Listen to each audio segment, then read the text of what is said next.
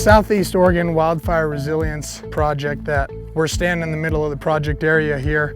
The main goals that the partners identified through the application process was stopping, slowing, and preventing wildfire here in the Stinking Waters. The cutting and the burning and the spraying projects we have out there are designed to help us manage the fires that occur out in the landscape. We tend to have a lot of natural fires ignited from lightning out there. You can see actually behind me that this landscape has historically burned, and usually when that happens, we get the invasive annual grasses to move in, and so a big part of the project is knocking back these annuals.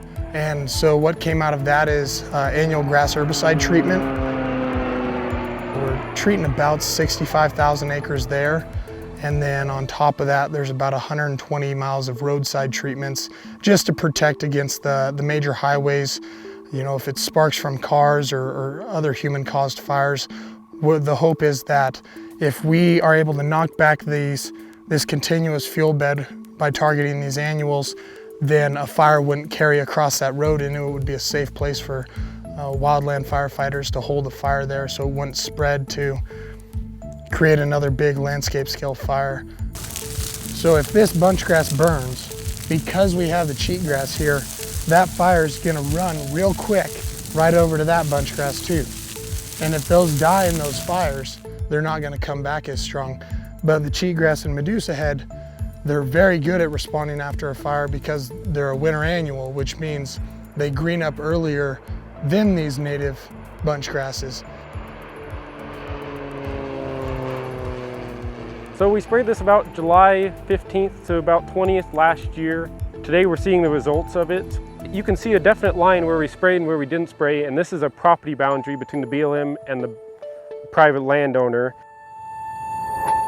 In the last 150 years or so, we've seen a dramatic increase in juniper for a number of reasons.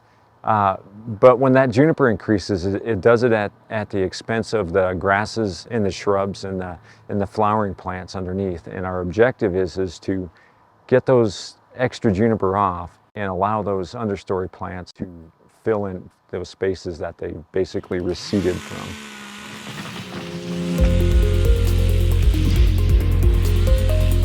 Juniper use so much water during the summer that as you cut down those junipers, you can measurably tell the difference within the spring, within hours. We took a lens of let's make sure we do the most strategic action that we can to prevent wildfire, preserve the habitat for the sage grouse, as well as to improve the water quality and quantity within this watershed. So this project, removing junipers, helps with all of those aspects, and we have done a large enough landscape, 940 acres, to be able to really impact this watershed right here.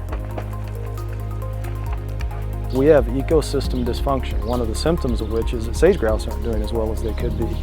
But fixing the sage grouse problem means you got to fix the ecosystem problem. What is the ecosystem problem? It's invasive annual grasses, it's expanding conifer, and it's wildfire.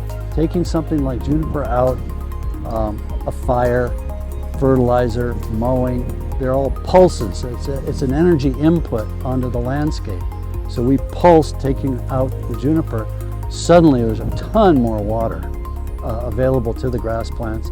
The grass plants thrived and spread, and it's a beautiful pasture today.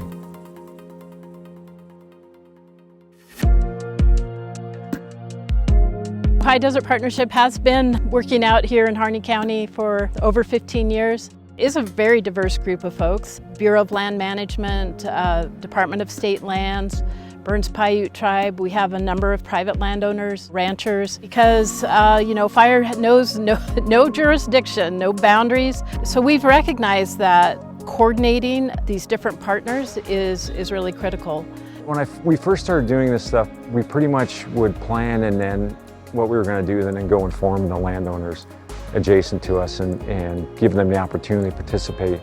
But at that stage, we were doing it after we'd done our planning. So you can help us if you can, but this is what we're going to do. With the Wildfire Collaborative and High Desert Partnership is we've gotten to the point now where we're including folks in the early process. So we're getting the planning done up front and moving along to include them in all the phases of the project. We're going to create a more wildfire resilient landscape with more partners coming together and working across boundaries.